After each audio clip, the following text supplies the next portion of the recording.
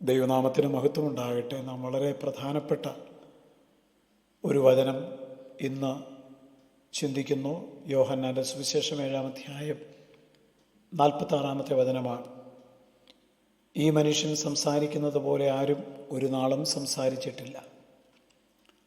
ലോകചരിത്രത്തിൽ അനേകം മഹാന്മാർ ജീവിച്ചിരുന്നിട്ടുണ്ട്.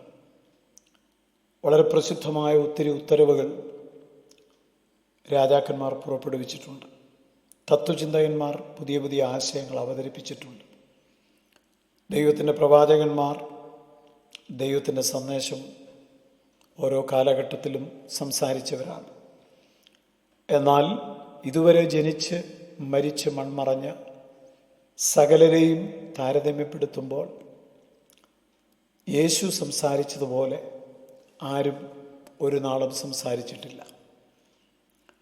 യേശുവിൻ്റെ പ്രസംഗ ശൈലിയെക്കുറിച്ചുള്ള അഭിപ്രായമല്ല, വാക്ചാതുര്യത്തെക്കുറിച്ചുള്ള ഒരഭിപ്രായമല്ല, മറിച്ച് യേശുവിൻ്റെ അതുല്യതയെക്കുറിച്ച് മനസ്സിലാക്കിയവർ പറഞ്ഞതാണ്, ഈ മനുഷ്യൻ സംസാരിക്കുന്നത് പോലെ ആരും സംസാരിച്ചിട്ടില്ല.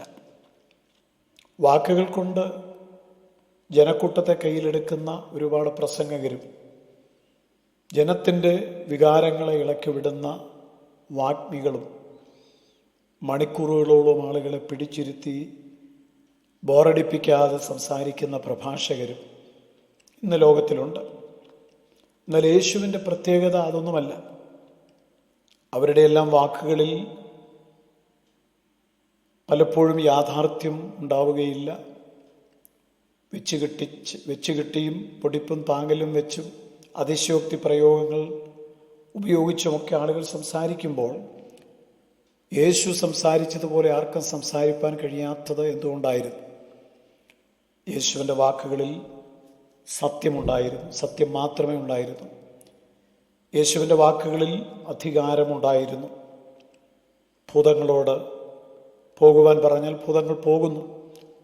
രോഗം സൗഖ്യമാകുവാൻ യേശു കൽപ്പിച്ചാൽ ആ വാക്കുകൾക്ക് മുമ്പിൽ രോഗം സൗഖ്യമാകും. കാറ്റേ അടങ്ങുക, കടലെ ശാന്തമാവുക എന്ന് പറഞ്ഞാൽ കാറ്റും കടലും അധികാരമുള്ള യേശുവിൻ്റെ വാക്കിന് മുമ്പിൽ ശാന്തമാകും. മരിച്ചവൻ ഉയർക്കുന്നു, പാപികൾക്ക് പാപമോചനം ലഭിക്കുന്നു. യേശുവിൻ്റെ വാക്കുകളിൽ അധികാരമുണ്ടായിരുന്നു. യേശുവിൻ്റെ വാക്കുകളിൽ ജീവനുണ്ടായിരുന്നു. മറ്റുള്ളവരുടെ മനുഷ്യൻ്റെ വാക്കുകൾ നമ്മെ ഒരുപക്ഷെ ആകർഷിച്ചേക്കാം. എന്നാൽ യേശുവിൻ്റെ വാക്കുകൾ മാത്രമാണ് ഹൃദയത്തെ തൊടുന്നത്.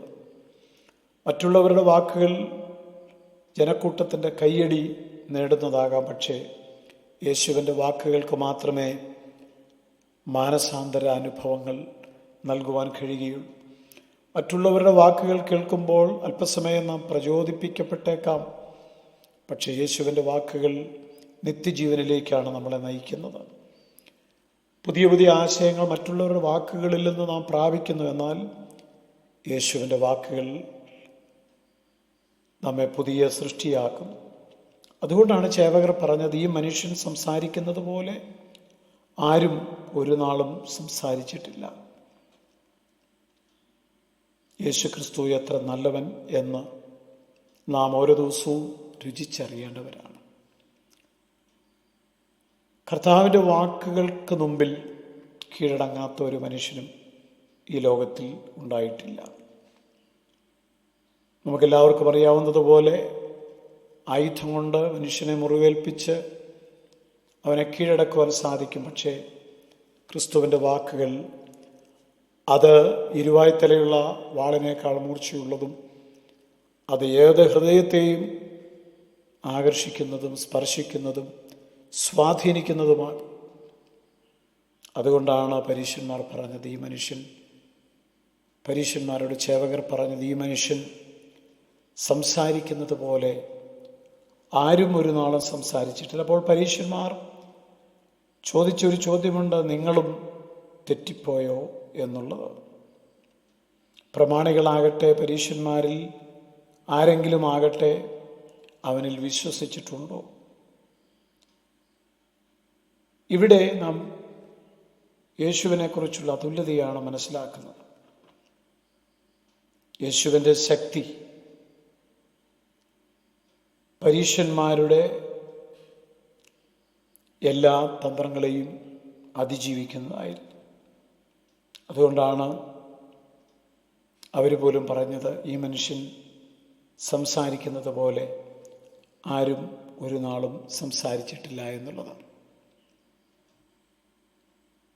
നമ്മുടെ ജീവിതത്തിൽ കർത്താവിൻ്റെ വാക്കുകൾ നമ്മളെ സ്വാധീനിച്ചിട്ടില്ലേ? യേശു നമ്മളോട് ഇടപെട്ടതുപോലെ വേറെ ആരെങ്കിലും നമ്മളോട് ഇടപെട്ടിട്ടുണ്ടോ? യേശുവിൻ്റെ വാക്കുകളിൽ നിന്ന് ലഭിച്ച ആശ്വാസം, തിരുത്തലുകൾ, മുന്നോട്ട് പോകുവാനുള്ള ആലോചനകൾ, അത് വേറെ ആരിൽ നിന്നെങ്കിലും നമുക്ക് ലഭിച്ചിട്ടുണ്ടോ? അവിടുത്തെ വാക്കുകൾ ഇമ്പമുള്ളതാണ്, വഴികാട്ടുന്നതാണ്, ശരിയായ ലക്ഷ്യം, ആ ലക്ഷ്യത്തിലേക്ക് നമ്മെ നയിക്കുന്നതാണ്. അതുകൊണ്ട് ദൈവത്തിൻ്റെ വചനത്താൽ നാം അനുഗ്രഹിക്കപ്പെടുവാൻ സമർപ്പിക്കാം. യേശുവിനെ പോലെ സംസാരിപ്പാൻ, യേശു സംസാരിച്ചതുപോലെ ജീവിക്കുവാൻ നമുക്ക് സമർപ്പിക്കാം. കർത്താവേ, ഞങ്ങളുടെ വചനത്തെ